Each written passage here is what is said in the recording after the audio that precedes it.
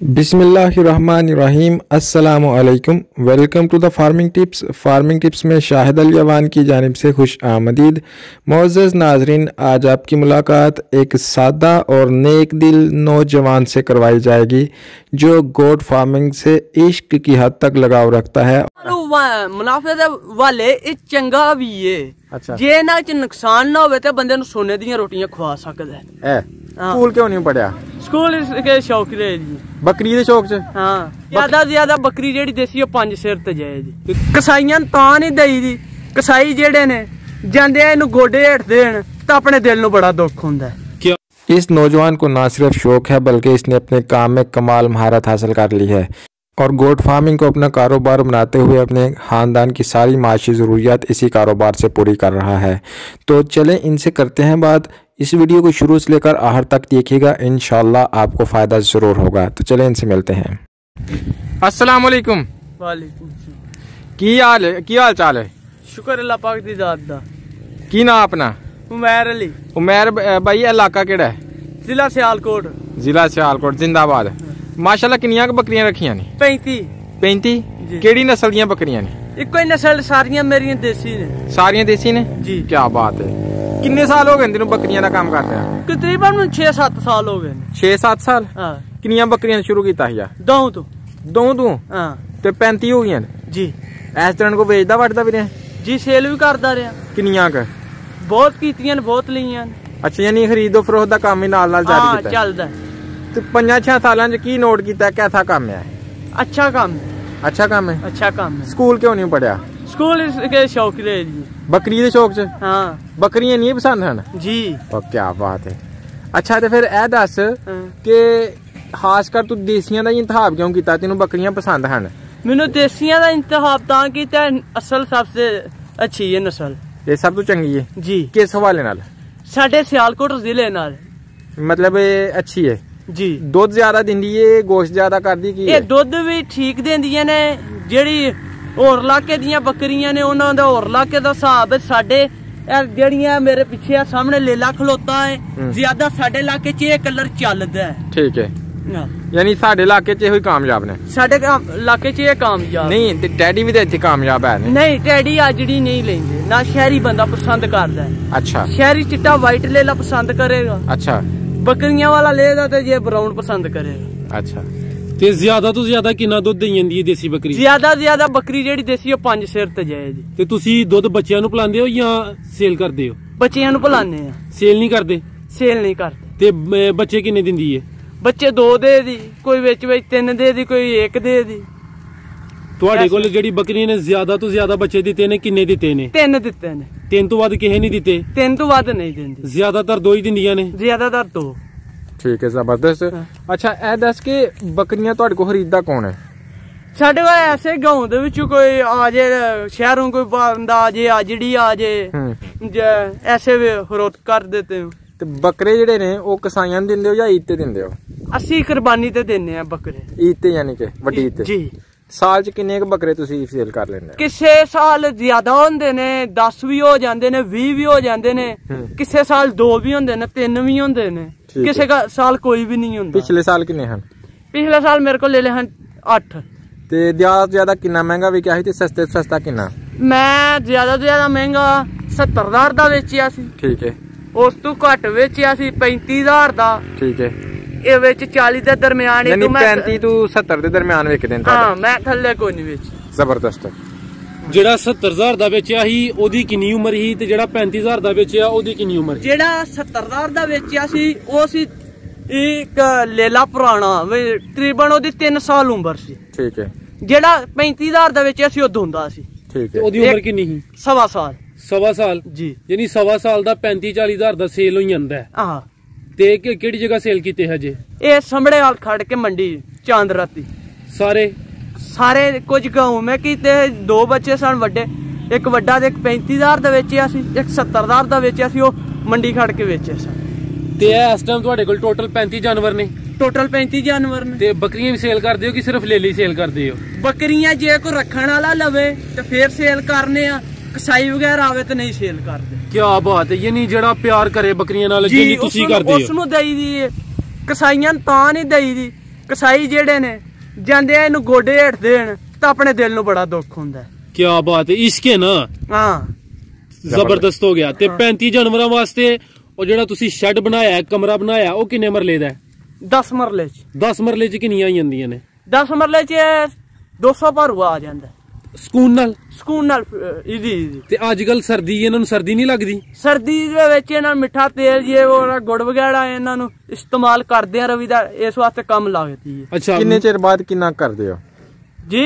ਇਹਨਾਂ ਨੂੰ ਸਿਆਲ ਚੜ ਪਿਆ, ਇਹਨਾਂ ਵਾਸਤੇ ਲੈਣਾ ਜਵਾਂ ਵਗੈਰਾ ਲੈ ਕੇ ਉਹਦੇ ਵਿੱਚ 5-10 ਕਿਲੋ ਮਿੱਠਾ ਤੇਲ, 3-4 ਕਿਲੋ ਦੇਸੀ ਘਿਓ ਵਿੱਚ ਡਾਲਟਾ ਵੀ ਪਾ ਕੇ ਤਕਰੀਬਨ 20-25 ਕਿਲੋ ਮਾਲ ਬਣਾਣਾ, ਜਿਹੜਾ 10-15 ਦਿਨ ਇਹਨਾਂ ਦੇ ਅੰਦਰ ਲਾ ਦੇਣਾ। ਠੀਕ ਹੈ। ਲਾਂਦੇ ਕਿਸ ਤਰ੍ਹਾਂ ਹੋ ਇਹਨਾਂ ਨੂੰ? ਜ਼ੁਬਾਨ ਇਹਨਾਂ ਦੀ ਫੜੀ ਦੀ ਮੂੰਹ ਵਿੱਚ ਡਾਲ ਦੇਈਦਾ। ਠੀਕ ਹੈ। ਮਿੱਠੇ ਤੇਲ ਤੋਂ ਕੀ ਮੁਰਾਦ ਲੈਂਦੇ ਹੋ? ਕਿਹੜਾ ਤੇਲ ਕਹਿੰਦੇ ਹੋ? ਮਿੱਠਾ ਤੇਲ ਇਹ ਵੀ ਜਿਹੜਾ ਡੰਗਰਾਂ ਨੂੰ ਭੈਂਸਾਂ ਨੂੰ ਦੇਈਦਾ, ਇਹ ਵੇ ਸਰੋਂ ਦਾ। ਇੱਕ ਉਹ ਨਹੀਂ, ਇਹ ਗਰਮ ਹੀਟ ਰੱਖਦਾ। ਅੱਛਾ, ਗਰਮ ਹੁੰਦਾ ਜੀ। ਸਰੋਂ ਦਾ ਠੰਡਾ ਹੁੰਦਾ? ਸਰੋਂ ਦਾ ਠੰਡਾ ਹੁੰਦਾ ਗਰਮੀਆਂ ਵਿੱਚ। ਤੇ ਅੱਜ ਕੱਲ ਇਹਨਾਂ ਦੀ ਕੀ ਰੂਟੀਨ ਰੱਖੀ ਹੈ ਸਰਦੀਆਂ ਦੇ ਮੌਸਮ ਵਿੱਚ? ਸਰਦੀਆਂ ਦੀ ਇਹਨਾਂ ਦੀ ਟ੍ਰੇਨ ਇਹ ਵੇ, ਇਧਰੋਂ ਬਾਹਰੋਂ ਲੱਭ ਜੇ ਚਾਰਾ ਪਿੱਪਲ ਵਗੈਰਾ ਨਾ ਲੱਭੇ ਤਾਂ ਘਰ ਜਾ ਕੇ ਇਹਨਾਂ ਨੂੰ ਤੇਲ ਉਰਾ ਪੂਰਾ ਛਟਾਲਾ ਵਗੈਰਾ ਜੋ ਵੀ ਫਸਲ ਹੋਵੇ ਜਿਸ ਮੌਸਮ ਉਹ ਪਾਈ ਦੀ ਹੈ। ਤੇ ਕੋਈ ਦਾਣੇ ਜਿਹੜਾ ਗੁੜ ਵਗੈਰਾ ਵੀ ਸਭ ਕੁਝ ਕਰੀਦਾ। ਤੇ ਰੋਜ਼ਾਨਾ ਇਹਨਾਂ ਨੂੰ ਕਿੰਨੇ ਘੰਟੇ ਚਾਰਦੇ ਹੋ? ਰੋਜ਼ਾਨਾ ਸਵੇਰ 11 ਵਜੇ ਖੋਲੀ ਦੀਆਂ ਨੇ, ਸ਼ਾਮੀ ਦੀ ਜਾਣ ਤੋਂ ਬਾਅਦ ਖੜੀ ਦੀਆਂ। ਸ਼ਾਮ ਦੀ ਜਾਣ ਤੋਂ ਬਾਅਦ 11 ਵਜੇ ਖੋਲਦੇ ਹੋ ਤੇ ਕੋਈ 5:30-6 ਵਜੇ ਲਾਈ ਜਾਂਦੇ ਹੋ? ਜੀ, ਸ਼ਾਮ ਦੀ ਜਾਣ ਤੋਂ ਬਾਅਦ ਕਈ ਵਾਰ ਤੱਕ ਮੈਂ ਸ਼ਾਹ ਤੱਕ ਵੀ ਮੈਂ ਦੂਰ ਗਿਆ ਹਾਂ ਤੇ ਮੈਂ ਉਹਨਾਂ ਵਾਰ 6-7 ਘੰਟੇ ਤੁਸੀਂ ਚਾਰਦੇ ਹੋ ਉਹਨਾਂ ਨੂੰ। ਤੇ ਘਰ ਜਾ ਕੇ ਇਹਨਾਂ ਨੂੰ ਸਟਾਲਾ ਹੋਰ ਕੀ ਪਾਉਂਦੇ ਹੋ? ਤੂੜੀ ਵੀ ਪਾਉਂਦੇ ਹੋ? ਤੂੜੀ ਜੇ ਖਾ ਲੈਣ ਤੇ ਠੀਕ, ਨਹੀਂ ਤੇ ਸਟਾਲਾ ਵਗੈਰਾ ਇਹਨਾਂ ਨੂੰ ਪਾਈਦਾ। ਕਿੰਨਾ ਕੁ? ਬਈ ਤਕਰੀਬਨ ਮੇਰੇ 35 ਭਾਰੂ ਨੇ ਨਾ 4 ਪੰਡਾ ਲਾਜ਼ਮਨ ਹੋਣਾ ਚਾਹੀਦਾ ਜਿਹੜਾ ਤੁਸੀਂ ਪਾਣਾ ਜੀ, ਬਾਹਰੋਂ ਚੁੱਕ ਕੇ ਜਾ ਕੇ। ਫਿਰ ਜੇ ਅਗਰ ਚੋ ਚਾਰ ਹੀ ਨਾ ਤੇ ਫਿਰ 10-12 ਪੰਡਾ ਹੋਵੇ ਤੇ ਫਿਰ ਰੱਜਦਾ। ਅੱਛਾ, ਤੇ ਸਾਲ ਚ ਕਿੰਨੀ ਕਿ ਤੁਸੀਂ ਇਹਨਾਂ ਕੋਈ ਕਮਾਈ ਕਰ ਲੈਂਦੇ ਹੋ? ਸਾਲ ਚ ਮੇਰੇ ਪਿਛਲੇ ਸਾਲ ਮੇਰੇ ਕੋਲ 70 ਭਾਰੂ ਹਨ, ਜਿਨ੍ਹਾਂ ਵਿੱਚੋਂ 35 ਜਾਂਦੇ ਰਹੇ ਨੇ, 35 ਆ ਤੁਹਾਡੇ ਅੱਗੇ ਮੌਜੂਦ ਨੇ। ਠੀਕ ਹੈ। ਦਿਲ ਚ ਤੇ ਸਾਲ ਵਿੱਚ 3 ਲੱਖ ਦੀ ਕਮਾਈ ਹੋ ਜੇ।